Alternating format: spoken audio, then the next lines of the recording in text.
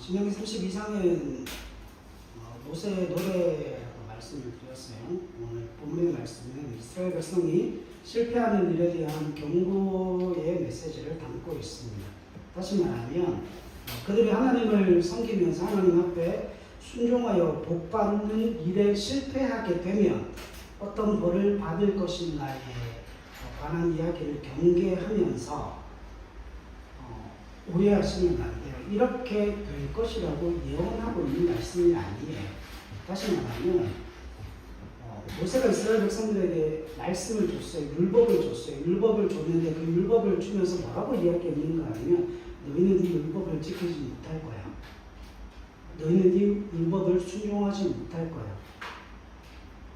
그 이야기를 했단 말이죠.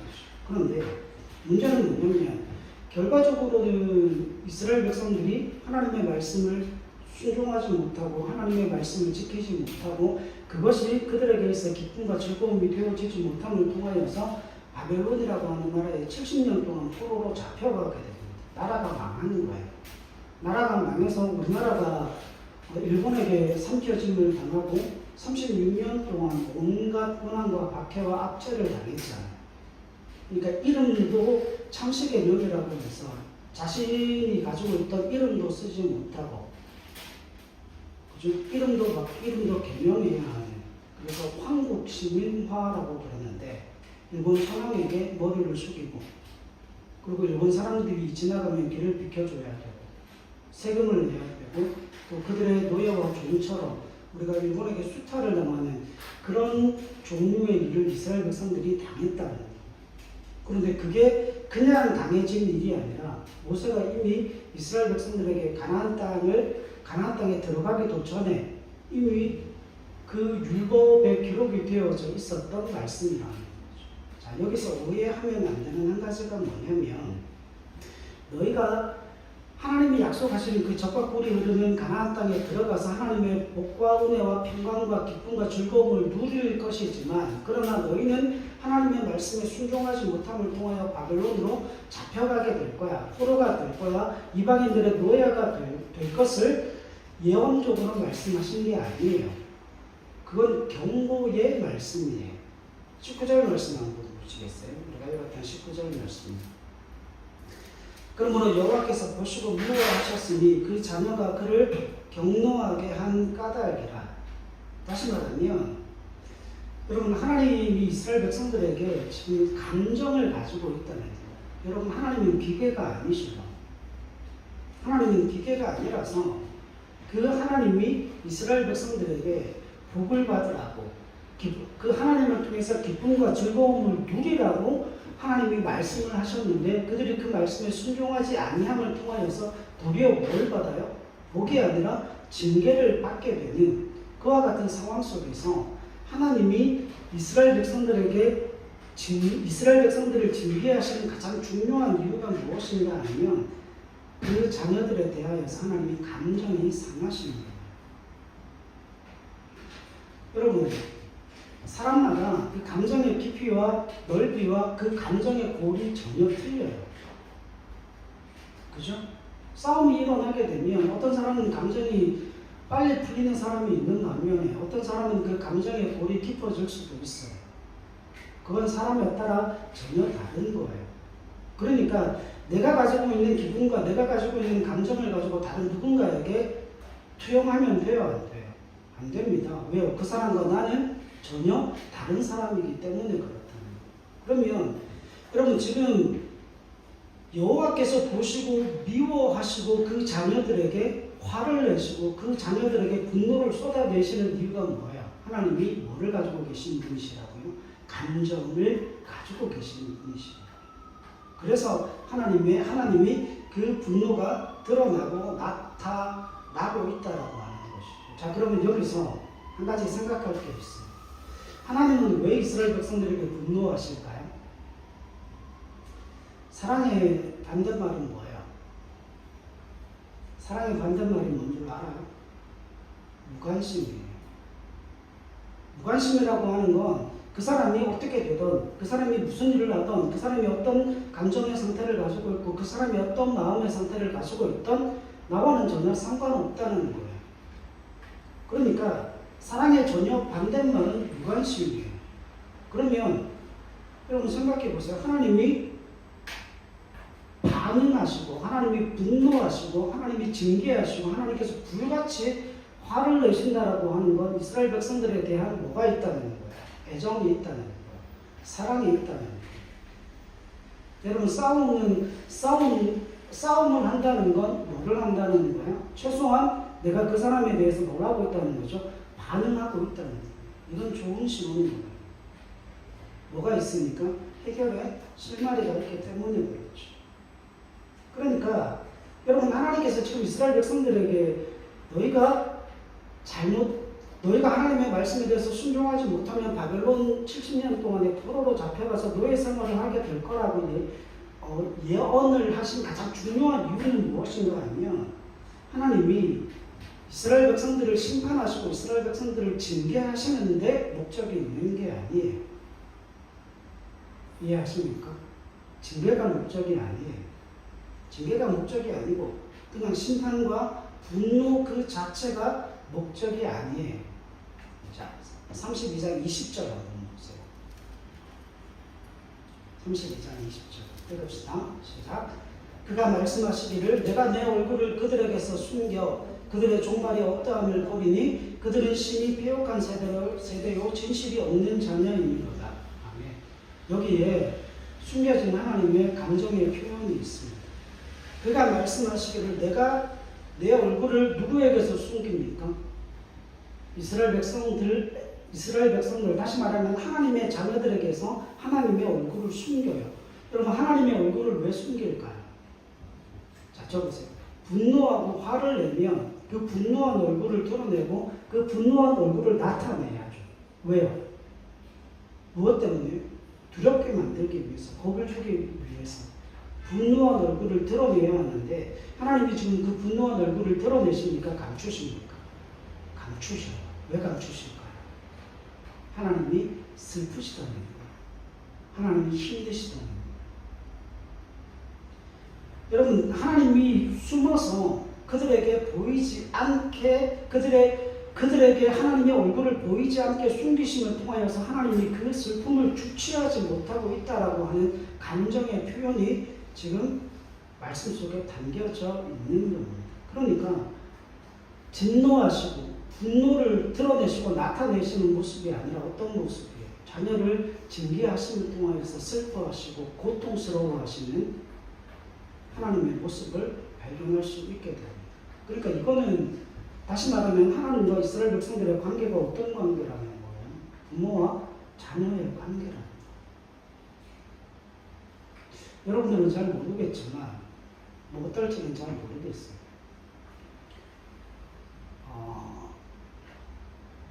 자녀와 관계가 좋아지지 않게 되면 자녀들이 힘든 것보다 부모가 훨씬 힘들어요.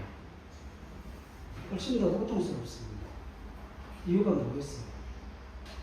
여러분 세상에서 자녀의 행복과 자녀의 기쁨과 자녀의 즐거움을 가장 크게 빌어줄 수 있는 사람이 부모입니다. 왜 그래요? 내가 낳았잖아요. 내가 낳았기 때문에. 근데 그 자녀를 징계해야 되고 그 자녀에게 쓴소리를 해야 되는 부모는 부모 입장에서 보면 여러분 가슴이 찢어져요. 왠줄 아십니까? 제가 뭐 입버릇처럼 하는 이야기가 있지만 내 생명보다 귀한 아들, 내 생명보다 귀한 딸에게 그 이야기를 쓴소리를 쏟아내야 되는 부모 입장은 여러분 부모가 되어지지 않으면 이해할 수 없는 감정이에요. 자녀들은 그게 잔소리로 들리지만 부모 입장에서 보면 그 이야기를 할 수밖에 없고 해야만 하는 그런 과정들이 있기 때문에 그 이야기를 하는 부모가 훨씬 더 힘들어요. 그래서 뭐 하죠? 자녀에게로부터 부모의 얼굴을 가리죠. 뭐 하기 위해서? 울려고 가리는 거예요. 그 아픔과 슬픔을 내가 아파하고 내가 슬퍼하는 그 모습을 자녀에게 보이지 않기 위해서 자신을 가리는 거죠. 지금 하나님이 그 이야기를 하시는 거예요. 그냥 3자의 입장이라면 뭐 할 수 있어요? 3자 입장이라면 객관적으로 이야기할 수 있어요. 자, 질문 하나 합시다. 부모가 자녀에게 객관적일 수 있을까요? 우리 집의 아이들은 저한테 굉장히 객관적이라고 이야기를 합니다.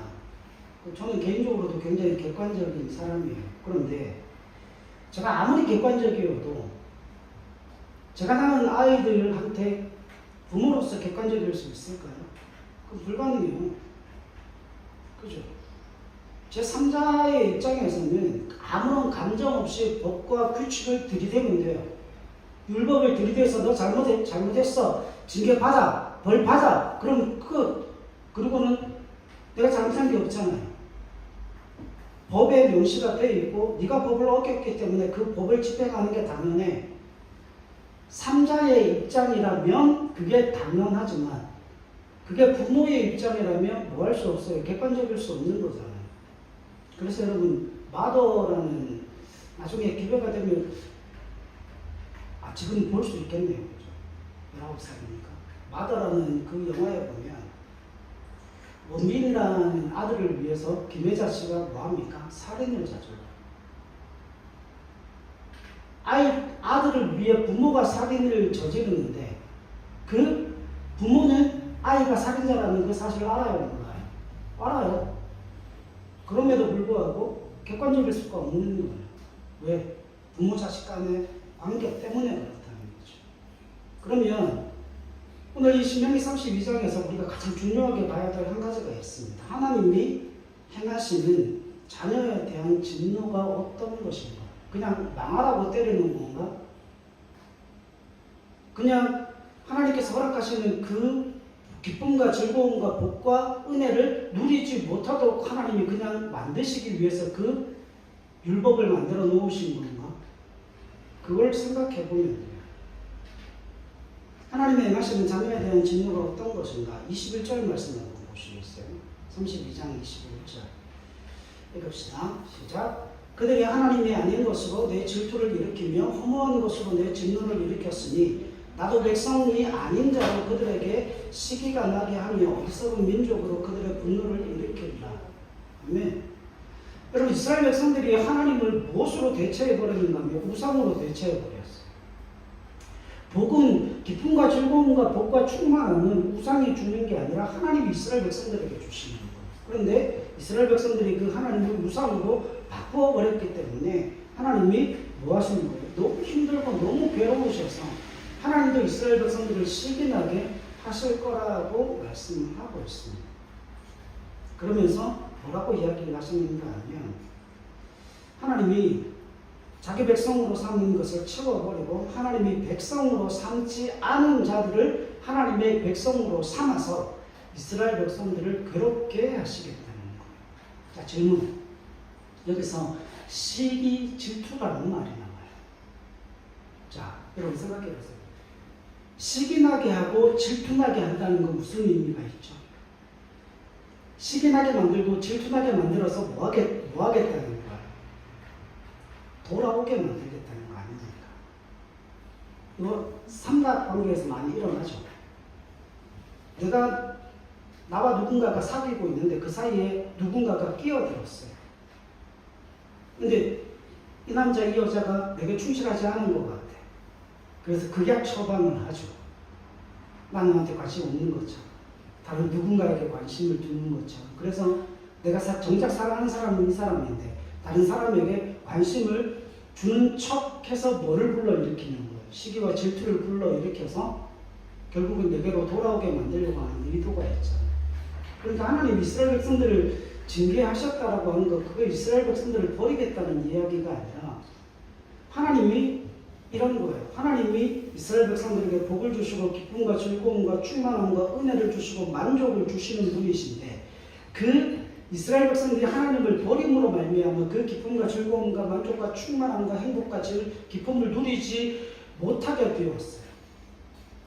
그런데 이 이스라엘 백성들을 돌아오게 만들려면 뭐가 필요한 겁니까?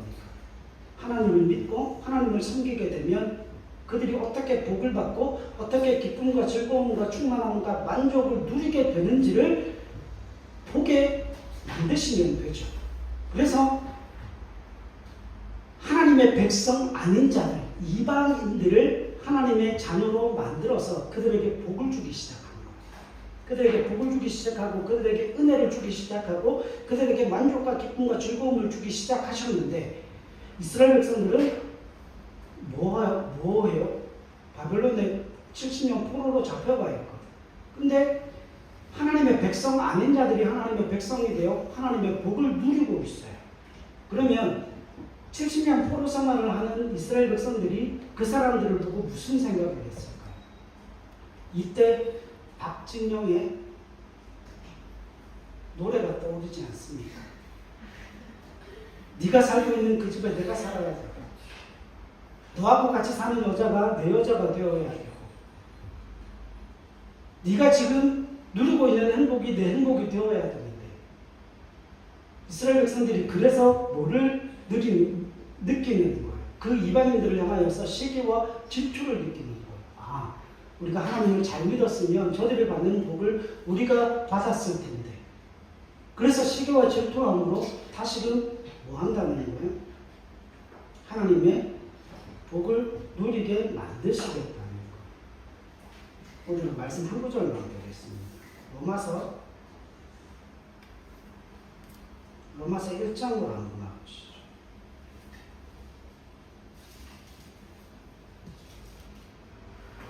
로마서 1장 24절부터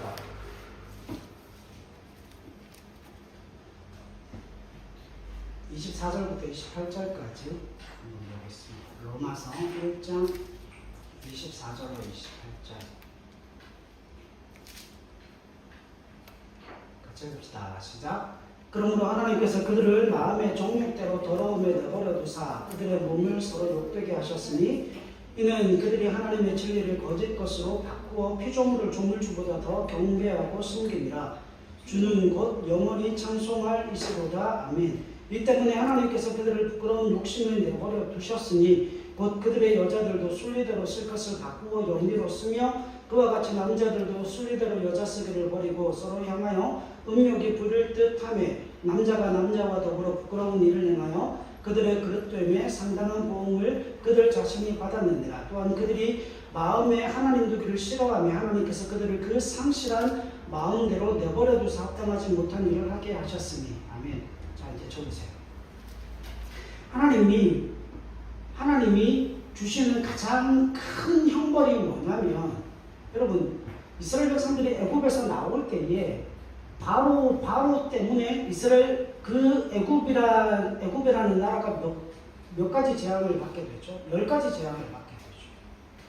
그런데 하나님이 주실 수 있는 가장 극도의 형벌은 어떤 자연적인 재앙이나 어떤 하나님께서 그를 치심으로 말미암아 형벌을 가하는 게 아니에요. 하나님이 주시는 가장 최악의 상황, 최악의 형벌이 무엇인가 하면 24절부터 28절까지 계속해서 반복되어지는 단어가 있어요. 내버려 두사. 24절에 더러움에 내버려 두사. 그리고 26절에 부끄러운 욕심에 내버려 두셨으니, 또 28절에 그 상실한 마음대로 내버려 두사. 자, 이렇게 적으세요. 이 내버려 둔다는 의미가 뭐냐면, 여러분, 톰소요의 모험 아세요? 톰소요의 모험. 톰소요의 모험이라고 하는 그 굉장히 유명한 소설이 있어요. 그 소설의 주인공이 톰이고, 그 톰의 가장 절친한 친구가 허클베리 핀이라고 하는 친구가 나와요. 근데 톰은 엄마 아빠가 있어요. 근데 이 허클베리 핀은 고아입니다. 고아임에도 불구하고 혼자 살아요. 근데 같은 학교를 다닙니다. 근데 이 톰과 그 허클베리 핀과 함께 그들 반에 있는 아이들이 가장 동경하는 대상이 누군가 하면 허클베리 핀이에요. 왜 그럴까요? 이 허클베리 핀은 아침에 일어나서 세수를 하고 싶으면 하고, 하기 싫으면 안 해요. 밥을 먹고 싶으면 먹고, 먹기 싫으면 안 먹어요. 학교를 가고 싶으면 가고, 가기 싫으면 안 가요. 숙제를 하고 싶으면 하고 하기 싫으면 숙제를 안 해요. 톰은 아침마다 8시 반까지 학교를 가야 되니까 7시 반에 톰 일어나. 안 일어나면 엄마가 득달같이 달려와서 등짝 스매싱을 날립니다. 세수해. 이 닦아. 빨리 안 해! 학교 늦어 이놈 시키야! 밥 먹어. 빨리 먹어. 옷 좀 단정하게 못 입냐? 쩍쩍거리지 말고 흘리지 말고. 가방은 쌌어? 가방은 챙겼어? 그리고 엄마로부터 계속해서 잔소리를 들어요. 그러니까 그 아이들이 가장 부러워하는 존재가 아이들의 선망의 대상, 동경의 대상이 허클베리 핀이에요. 얘는 어느 날 학교를 안 오면 낚시를 가요. 톰이 주말만 되면 허클베리 핀의 집에 가서 잡니다. 나무 위에 집에 가서 잡니다. 밤새 떠들고 놀고 웃고 낚시하고 모험을 떠나고 그러고 있거든요. 문제는 뭐냐면 톰이 보기에는 허클베리 핀이 선망의 대상이지만 이 허클베리 핀에게 가장 치명적인 약점 한 가지가 있습니다. 뭐가 있죠? 누구도 그를 감독하지 않고 누구도 그를 보호하지 못한다는 거예요. 다시 말하면 이 아이는 브레이크가 없는 320km를 질주하는 경주용 자동차 같죠. 여러분 이게 무슨 이야기인가 하면 우리는 그냥 레렛비 내비두면 잘 될 것 같죠. 그죠? 자, 질문 하나 합시다. 여러분들이 부모에게 나를 그냥 내비둬라고 이야기를 할 때 그 내비둬의 의미가 부모의 테두리 안에 있을 때 내비둬죠. 허클베리 핀은 뭐가 없어요? 그 울타리가 없어요.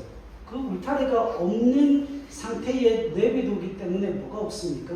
자라지 못하고 성장하지 못하고 그 또래에 배워야 될 것을 배우지를 못합니다. 이해돼요? 그러나 톰이라고 하는 이 아이는 부모에게 등짝 스매싱을 당하고 부모의 잔소리를 들으면서 나를 좀 내비둬! 나를 좀 내버려 두라고! 라고 이야기를 하고 있지만 그 부모라는 울타리 안에서 뭐를 배워가는 거예요?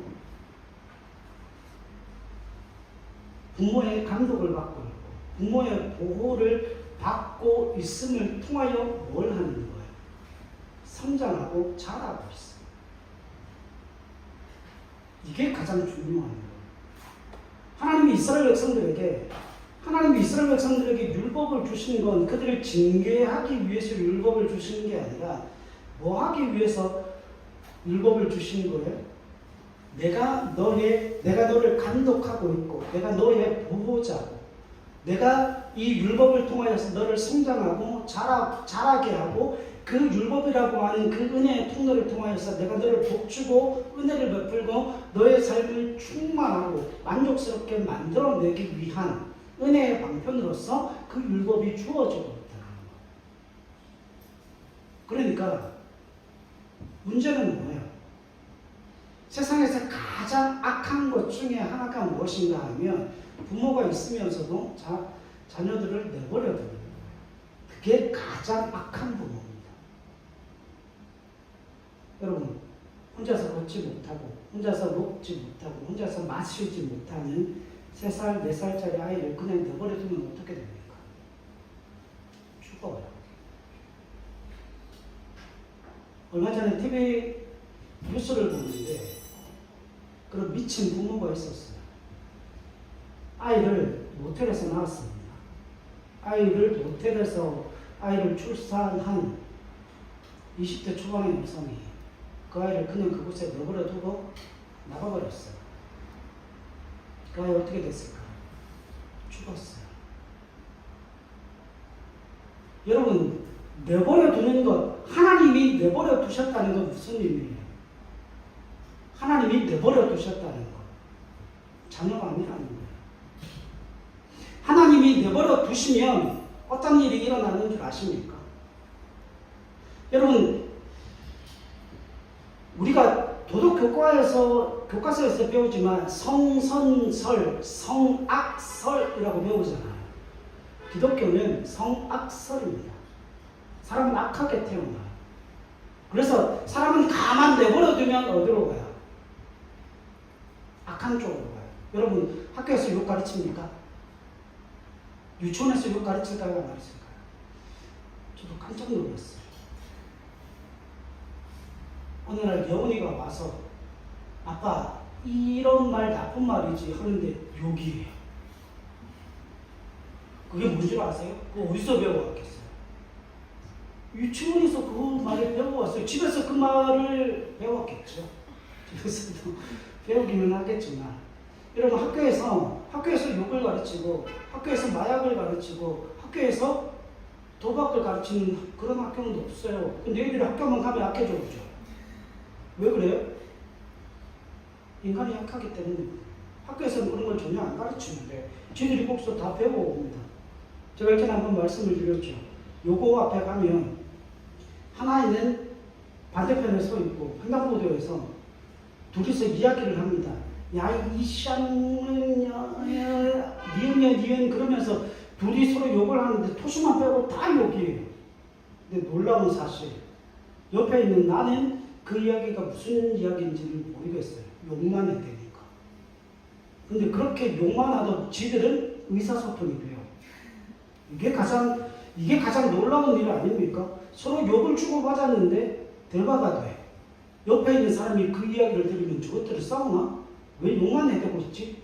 근데 그렇게 욕만 해대는 아이들이 의사소통이 된단 말이지. 그 의사소통을 어디서 배웠겠어요?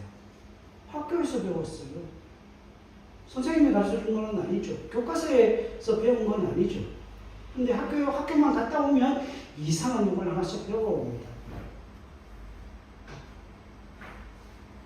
이게 뭐냐면, 인간은 가만 내버려 두면 악한 길로 치달아가요. 이미 기울어진 운동장에 있어요. 우리가 이 기울어진 운동장에서, 여러분 보세요. 여기서 몸부림치고 발버둥 쳐야 선한 곳으로 갈 수 있지. 여기서 그냥 정지하고 있으면 어떻게 됩니까?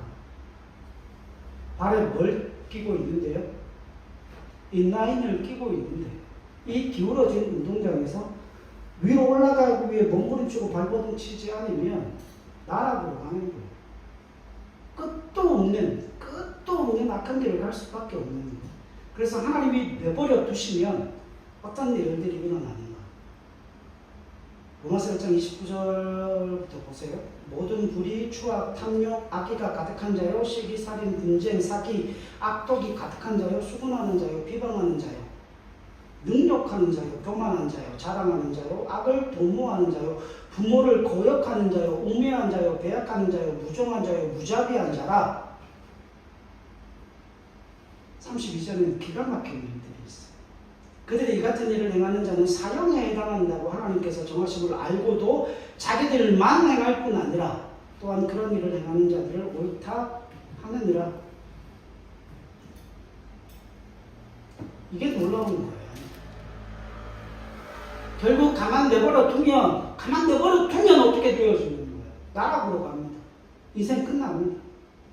그러니까 하나님이 그들을 그 우미한 중에, 두려움 중에, 그 허망한 가운데 내버려 두지 아니하시고 하나님이 개입하십니다.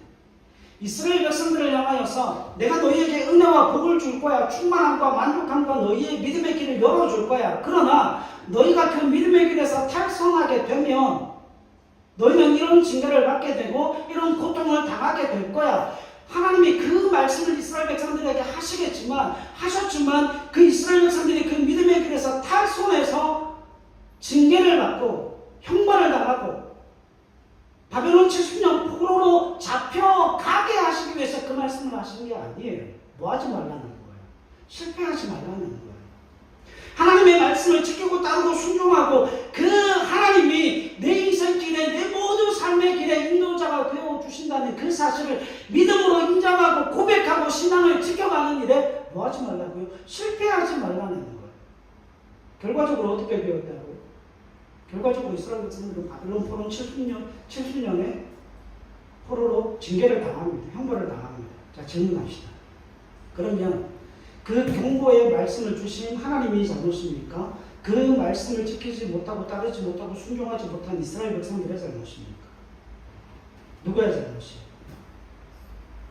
이스라엘 백성들의 잘못이에요. 하나님은 가지 말라고 경고의 말씀을 주셨는데 정말 네가 몰랐니? 우리가 만난다는 걸 몰랐니? 여러분, 그게 경고 아닙니까? 경고, 가지 마라! 가지 마라! 근데 가요. 왜요? 인간이 약하기 때문에. 여러분, 자녀를 징계하고 싶은 부모는 없어요. 자녀를 징계하고 싶은 부모는 없지만, 그러나 때려서 징계할 수밖에 없는 이유가 있죠. 싫은 소리 하기 싫지만 그 싫은 소리를 해야만 하는 그 부모의 마음은 더 슬프고 찢어집니다. 그래서 뭐 한다고요? 얼굴을 가린다라고 말씀을 드렸잖아요. 여러분, 결론을 좀 내려야 돼요. 여러분, 잘 한번 보세요. 하나님은 하나님의 백성들에게는 등불을 주셔요. 자, 등불이 뭐예요? 그 등불이 탁 켜지면 뭐가 물러갑니까? 어둠이 물러가요. 등불이 켜지면 앞에 뭐가 있는지가 보이죠. 근데 하나님의 백성이 아닌 자들에게는 뭐가 없어요? 등불이 없어요. 그래서 여러분, 하나님이 있는 백성들에게는 등불이 있다는 그 사실은 이걸 이야기합니다. 내게는 나를 인도해 줄 인도자가 있다. 보호자가 있다. 내가 이 땅을 살아가는 목표가 있다. 자, 꿈이 있어야 돼요? 없어야 돼요? 거짓말하지 마요. 꿈은 없어도 돼요. 여러분, 세상 사람들은 꿈이 있어야 된다고 얘기를 합니다. 미안해요. 욕 좀 할게요. 지랄하지 말라고. 지랄도 분명해요. 꿈은 없어도 됩니다. 자, 꿈이 왜 없어도 될까요? 나를 향한 꿈은 하나님이 가지고 계세요. 그래서 하나님이 인도자가 되시고, 하나님이 보호자가 되시고, 하나님이 나를 향한 목적이 있고, 나를 향한 목표가 있고, 나를 통하여 이루시고 싶어 하시는 뜻이 있기 때문에 그 꿈은 누가 가지는 거예요? 하나님이 나를 통해서 그 꿈을 이루시는 거예요.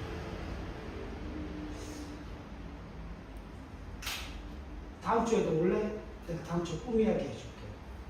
성경적으로 그 꿈 이야기 해줄게요. 다음 주까지만 와요. 왜냐면 지금 설교 다 끝나가니까 그 꿈 이야기를 못하겠어요. 여러분, 성경에 꿈 하면 누가 생각나요? 요셉이 생각나죠. 요셉처럼 꿈꾸라고 이야기를 해요. 아니에요. 틀렸어요. 요셉은 꿈꾸는 사람은 아니에요. 요셉은 꿈을 꾼 사람이 아니고 꿈을 꾼 사람이에요. 하나님에 의해서 꿈에 습격을 받은 사람이에요. 자, 빠르게 요셉이 애굽의 총리가 됐죠. 요셉은 애굽의 총리가 되고자 하는 꿈이 있었다 없었다? 요셉은 없었어요. 요셉을 애굽의 총리로 만든 건 누구예요? 하나님이에요.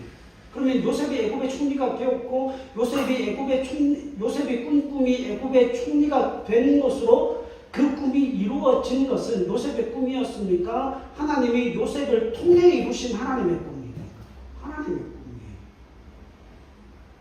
그래서 여러분, 가장 중요한 게 뭔지 아세요? 꿈꾸는 게 중요한 게 아니에요.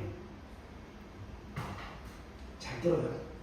제대로 된 믿음과 신앙을 가지면 꿈은 따라오는 거예요. 믿음이 없어서 꿈이 없는 거예요. 믿음이 생기면 꿈을 가집니다. 목사님은 전기전자가 전공이에요. 목사님이 대구에서 제일 좋은 공고 나왔어요. 대구 공고 나왔어요. 목사님 기능사 자격증도 있어요. 그런데 전기 하나도 못 만져요. 지금 뭐 하고 있어요? 목사님은 거의 30년째 목사하고 있어요. 저는 목사에 대한 꿈과 비전과 소망이 없었습니다. 근데 군대 갔다 와서 목사 돼야 되겠네? 그리고 목사가 되는 거예요.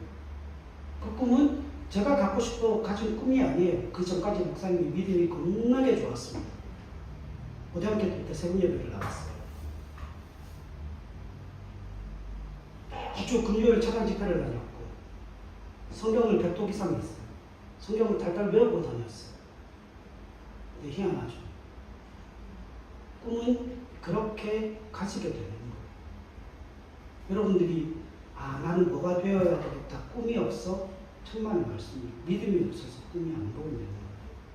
여러분이 언제라도 여러분들이 믿음을 가지게 되면 그 꿈의 습격을 받게 됩니다. 다음 주에 오세요. 다음 주에 그 말씀을 해드릴게요. 그러니까 여러분 하나님을 믿는 그 일에 실패하지 마세요. 그 믿음과 신앙에서 물러나지 마세요. 하나님 우리의 인도자요, 하나님 우리의 보호자요, 하나님께서 우리를 통해 그 하나님의 복을 쌓아가도록 하나님께서 우리에게 은혜를 베푸신다 말씀하고 있습니다. 이스라엘 백성에게 이 신명기 32장을 통해서 노래를 지어 만들어주신 가장 중요한 이유가 그거예요. 그 하나님의 말씀을 늘 입에다 두고 그 말씀을 지키고 따르고 순종함을 통하여서 하나님의 복, 하나님의 은혜, 하나님의 충만, 하나님의 기쁨과 즐거움에서 뭐 되어지지 않도록, 배제되어지지 않도록 그 기쁨과 즐거움을 누리고 향유하는 존재가 되게 하시기 위해서 하나님이 그 율법을 주시고 때로는 경고의 말씀을 하시면서 그 믿음과 신앙에서 실패하지 아니하는 하나님의 사람으로 은혜를 누리게 하시기 위해서 뭐를 주시는 거예요? 그 경고의 말씀을 주시는 겁니다. 여러분들의 삶 속에서 그 하나님의 은혜와 복이 날마다 충만하여 넘쳐 흘러나시기를 주님의 이름으로 간절히 부탁을 드립니다. 기도하겠습니다.